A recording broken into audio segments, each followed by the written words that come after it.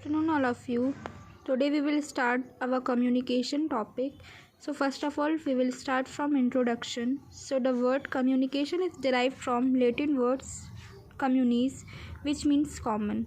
जो communication word है वो लेटिन वर्ड से डिराइव्ड हुआ है कम्युनिस से, जिसका मतलब होता है common. It is derived from Greek word. ये ग्रीक वर्ड से डिराइव्ड हुआ है कम्युनिकेयर और कम्युनिको से, जिसका मतलब होता है टू शेयर, जिसमें हम अपने फैक्ट, आइडियाज़, ओपिनियंस इंडिविजुअल या फिर ऑर्गेनाइजेशन से शेयर करते हैं और उसे अंडरस्टैंड करते हैं. Then definition of communication according to Edgar Dale, communication is sharing of ideas and feelings in a mood of maturity. communication एक ऐसा प्रोसेस है जिसमें हम अपने आइडियाज़, फीलिंग्स शेयर करते हैं अपने मूड के हिसाब से. Then the purpose of communication, exchanging information regarding health.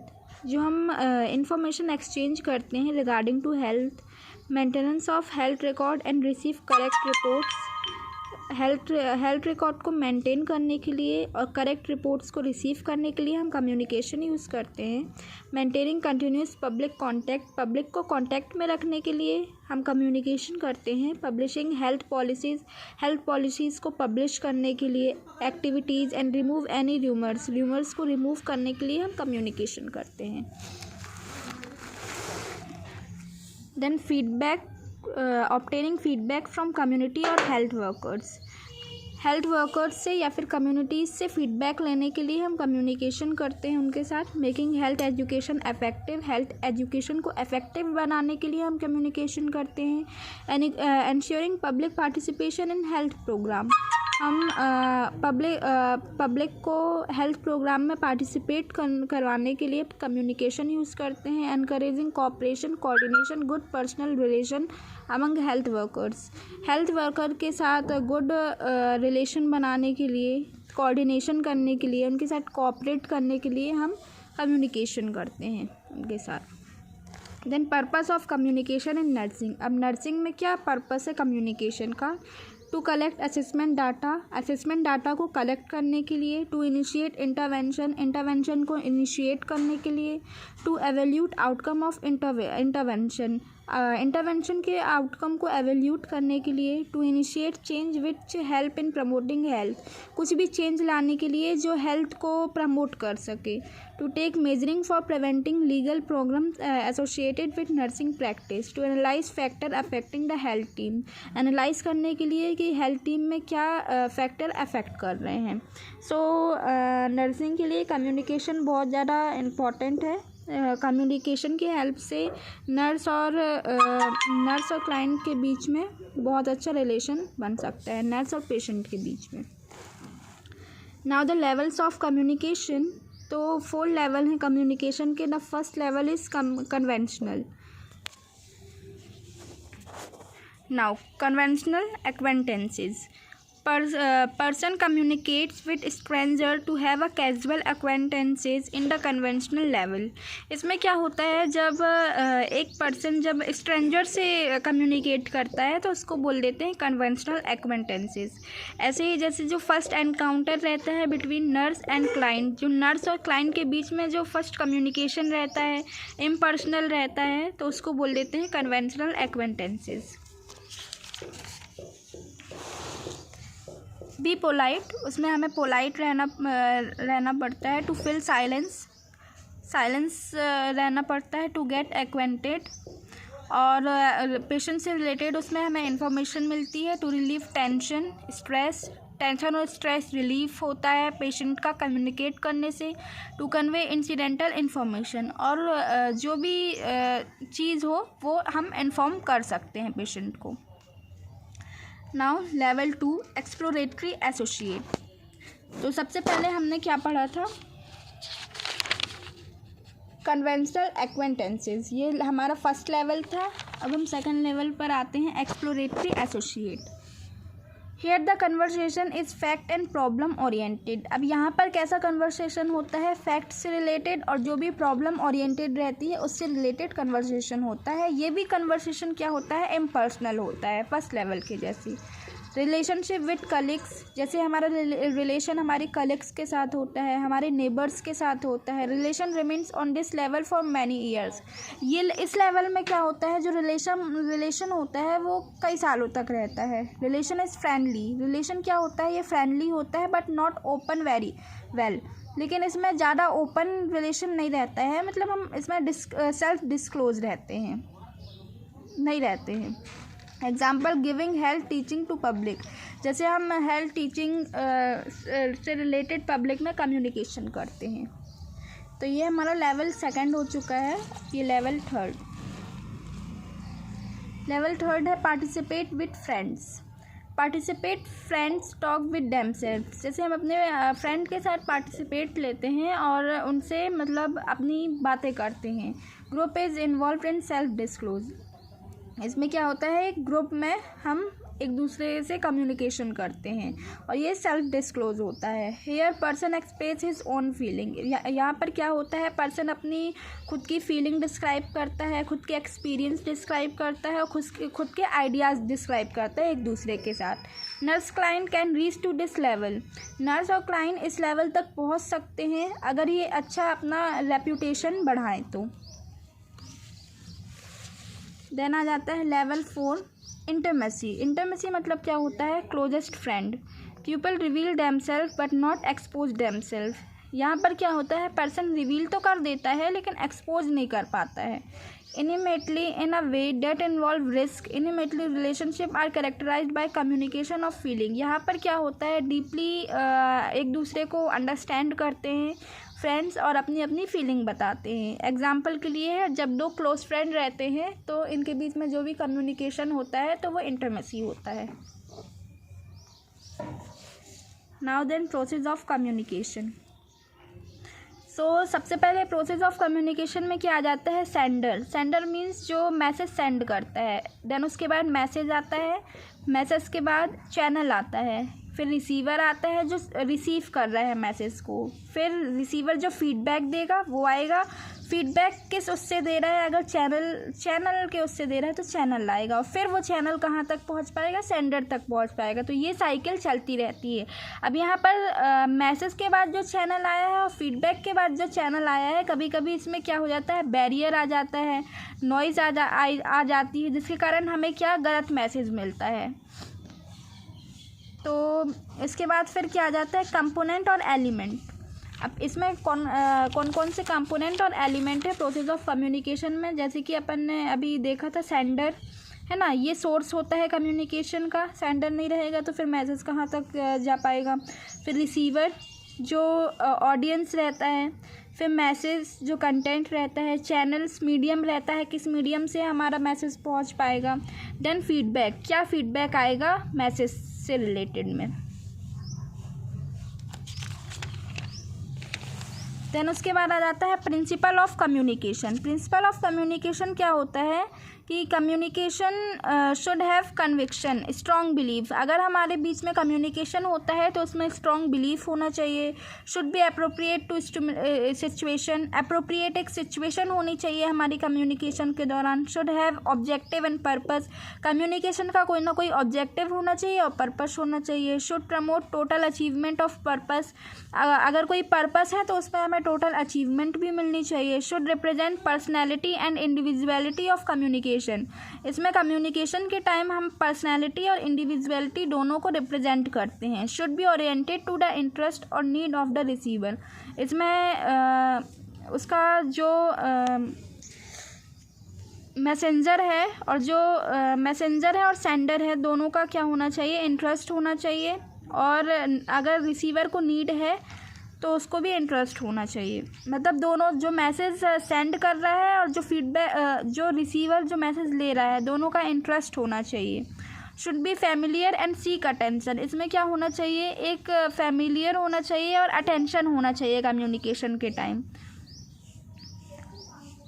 Credibility, वॉटी और trust very important for communication. Trust वगैरह हमारी कम्युनिकेशन के लिए बहुत ज़्यादा इम्पॉर्टेंट है। देन मेथड ऑफ कम्युनिकेशन, एक वन वे कम्युनिकेशन होता है और एक टू वे कम्युनिकेशन होता है। One way memo, fax, email, letter के दौरान जो होता है वो वन वे हो जाता है, और फ़ोन टू वे मतलब जो फ़ोन और सेल फ़ोन के दौरान होता है। लेटर में तो वन वे होगा और फ़ोन में दोनों साइड से होगा।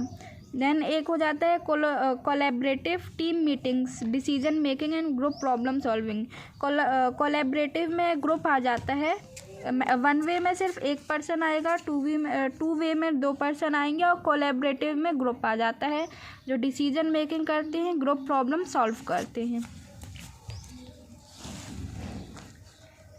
देन आ जाता है टाइप्स ऑफ कम्युनिकेशन। अब कम्युनिकेशन कितने टाइप्स के होते हैं, तो एक होता है बेस्ड ऑन कम्युनिकेशन चैनल्स, मतलब ये किस पे बेस रहता है कम्युनिकेशन चैनल में। एक होता है बेस्ड ऑन स्टाइल और पर्पस, और एक होता है स्टाइल और पर्पस में बेस्ड होता है। तो बेस्ड ऑन कम्युनिकेशन चैनल्स में दो टाइप्स के आ जाते हैं, वर्बल और नॉन वर्बल, और स्टाइल और पर्पस में क्या आ जाता है, फॉर्मल और इनफॉर्मल। वर्बल में क्या आ जाएगा, ओरल कम्युनिकेशन और written communication. Then types of communication now, pupil communication with each other in a number of ways that depend upon the message and its context in which it's being sent। देखो pupal क्या होते हैं, communicate करते हैं एक दूसरे से, और ये नंबर ऑफ़ वेज में डिपेंड होता है कि नंबर ऑफ़ वेज पे डिपेंड होता है, मैसेंजर पे डिपेंड होता है, और वो जो क्या मैसेज सेंड कर रहे हैं उस पर डिपेंड होता है। Types of communication based on communication channel used. अब कम्युनिकेशन के कुछ टाइप्स हैं जो कम्युनिकेशन चैनल के बेस में होते हैं। फर्स्ट आ जाता है verbal communication and then non verbal communication. तो कितने टाइप के कम्युनिकेशन होते हैं, एक वर्बल कम्युनिकेशन और एक नॉन वर्बल कम्युनिकेशन। तो पहला आ जाता है verbal communication. It refers to the form of communication in which message is transmitted verbally. Verbal communication में क्या होता है, जो हम मैसेज सेंड करते हैं वो वर्बली होता है, मतलब ओरली मैसेज सेंड करना, तो वो आ जाता है वर्बल कम्युनिकेशन, जैसे हम नॉर्मली करते हैं, है ना।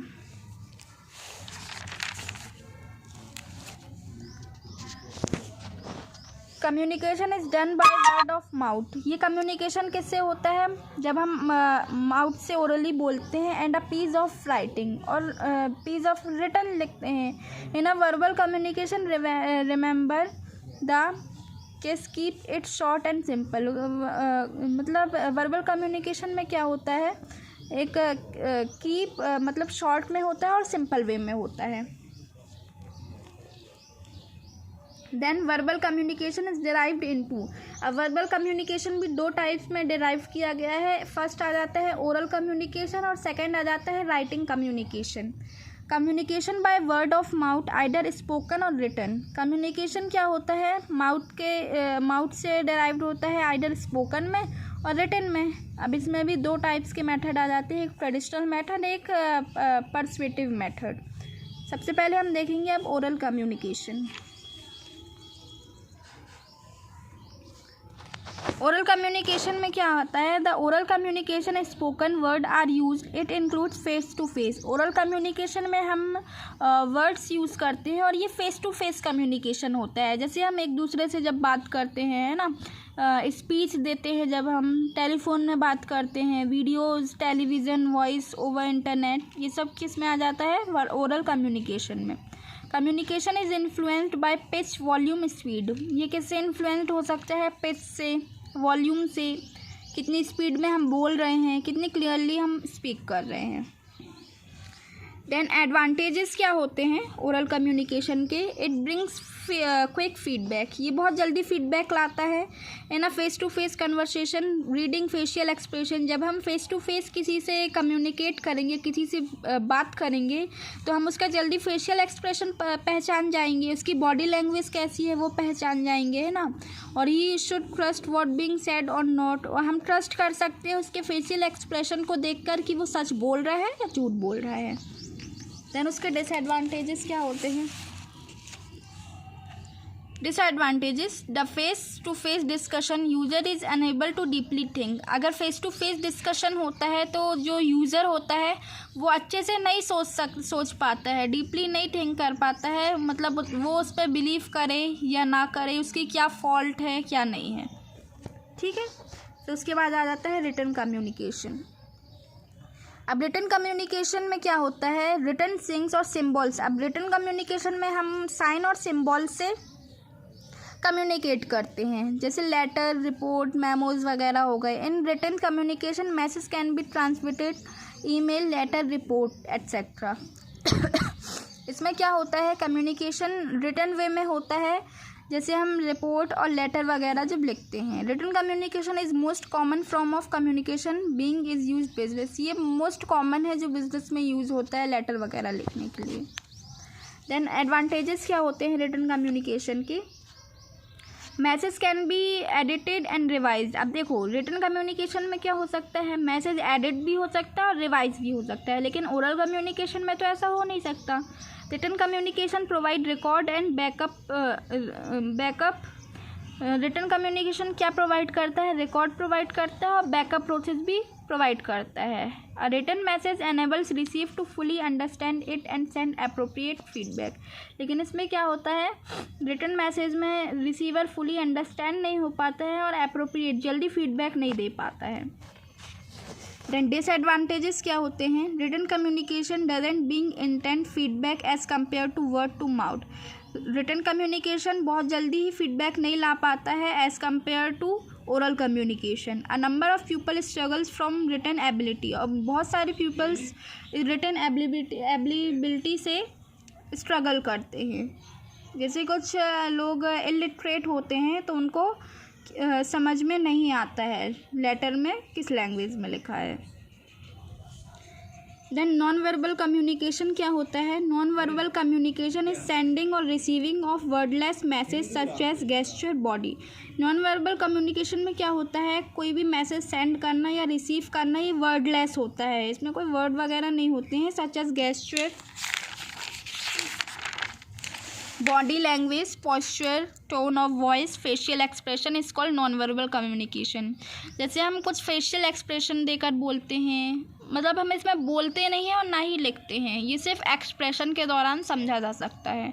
Non verbal communication is all about the body language of speaker. ये नॉन वर्बल कम्युनिकेशन क्या होता है, पूरा ये लैंग्वेज ऑफ स्पीकर पर डिपेंड होता है। Then non-verbal communication have following three elements.